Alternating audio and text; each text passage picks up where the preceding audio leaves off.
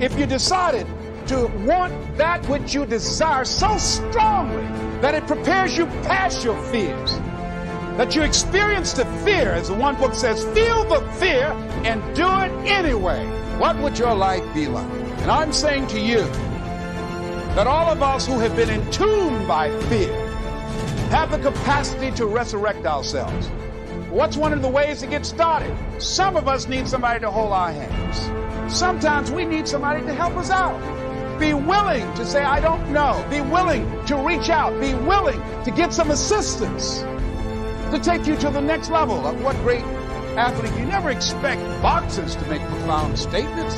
I think it was Joe Frazier who said this one. He says, all of us are like the blind man at some point in our lives standing on the corner, waiting for somebody to lead us across.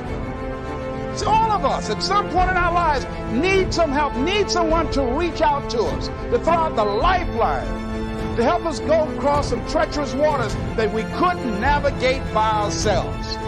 None of us do it by ourselves. All of us at some point in our lives. We need that kind of help. We need that kind of assistance because we grow from the people we have in our lives that can enrich our lives personally, professionally, spiritually, and all the dimensions of our lives. We don't grow in a vacuum. You just can't turn on passion. You can't just turn on the desire to execute a task. Look at yourself. Look at yourself and remind yourself why you are doing what you are doing.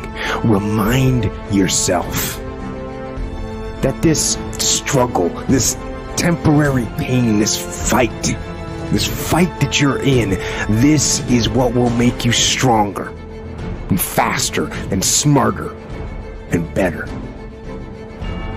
The elite performers look at time and use time completely differently than the people who perform at an average level.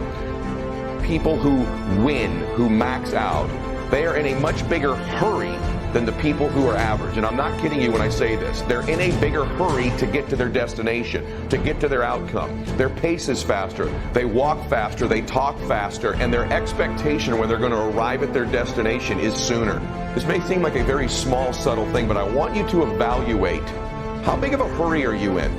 Because there's something to be said about how close you think you are to a goal and how fast you will run to get to the finish line. The people that win in life don't necessarily have more vision than you. See, it's not a lack of vision always that means that you are going to lose. It's a lack of a type of vision, which is depth perception. You think you're further away from the outcome, and so you pace yourself like it, and you jog all the time throughout your life.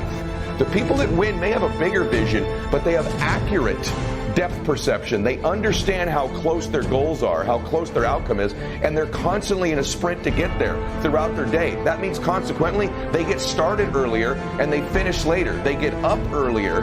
Throughout the day, they're in a bigger hurry to get to the places they need to be because the finish line in their mind is so much closer. I cannot emphasize this enough to you, is just the pace and the way time shrinks for elite performers compared to the average. You don't achieve worthwhile goals quickly or easily. They take time. They take struggle. They take relentless pursuit day in and day out. That's what it takes. But also, things don't usually fall apart quickly either. At least at first, it's a slow process. A little slip here, a little setback over there, a little wearing down of discipline and will over time. So that's the thing. Success and failure are generally slow processes. Either slowly building things up or gradually tearing them down. And that's why I say you've got to pay attention.